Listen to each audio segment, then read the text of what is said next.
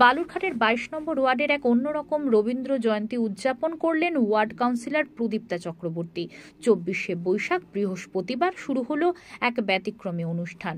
প্রদীপ্তা দেবী রবীন্দ্রনাথ ঠাকুরের ছবি এঁকে ও গান গেয়ে বিশেষ দিনটি উদযাপন করেন। শুধু তাই নয়, তার এলাকায় দেওয়াল জুড়ে রবীন্দ্রনাথের কবিতা ও বাণী লিখে ছড়িয়ে দিলেন এক অনন্য বার্তা।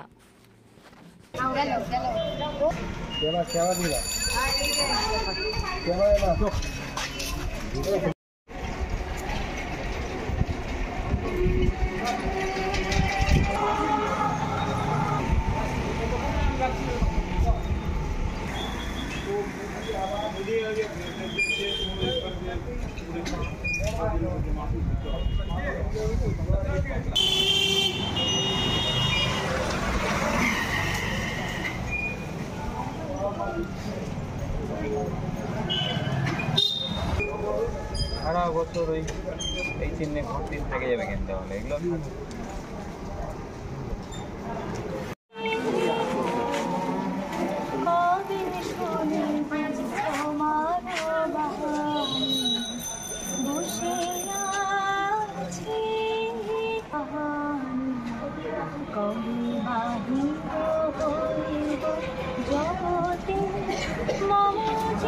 দিদি, আজকে আপনাদের কি কর্মসূচি ছিল একটু বলুন।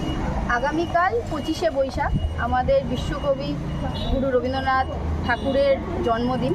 সেই উপলক্ষেই আমরা আজকে 22 নম্বর ওয়ার্ডের সমস্ত মানুষরা নেমেছি। গোটা ওয়ার্ডে আমরা দেওয়াল লিখন করছি কবিগুরুকে নিয়ে, যেখানে কবিগুরুর ছবি এবং তার বাণী, তার রচনা আমরা তুলে ধরার চেষ্টা করছি। কেন এরকম চিন্তাধারা হঠাৎ করে? কারণ এটা আমাদের ব্যক্তিগতভাবে মনে হয়েছে যে রবি ঠাকুরের যে সৃষ্টি, সেটা হচ্ছে কখনোই বইয়ের পাতায় আবদ্ধ থাকতে পারে না, সেটা মানুষের চোখের পাতায় প্রতিনিয়ত যেন থাকে। তাই আজকে আমাদের সমাজ সংস্কারক, সোশ্যাল রিফর্মার হিসেবেও আমরা রবীন্দ্রনাথ ঠাকুরকে চিনি, জানি।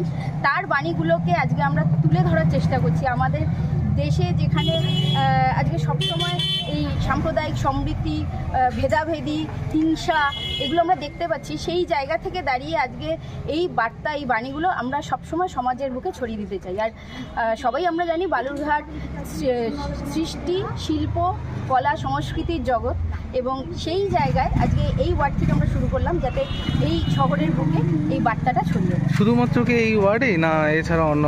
আমরা এখানে আমাদের ওয়ার্ড থেকেই শুরু। তো কতগুলো জায়গায় করা হবে? আমরা প্রায় 15-20টা দেওয়াল নিয়েছি, যেখানে আমরা এইটা আজকে পুরো গোটা দিনের মধ্যে শেষ করবো, আর কালকে আমাদের ওয়ার্ডে র্যালি বের করবো।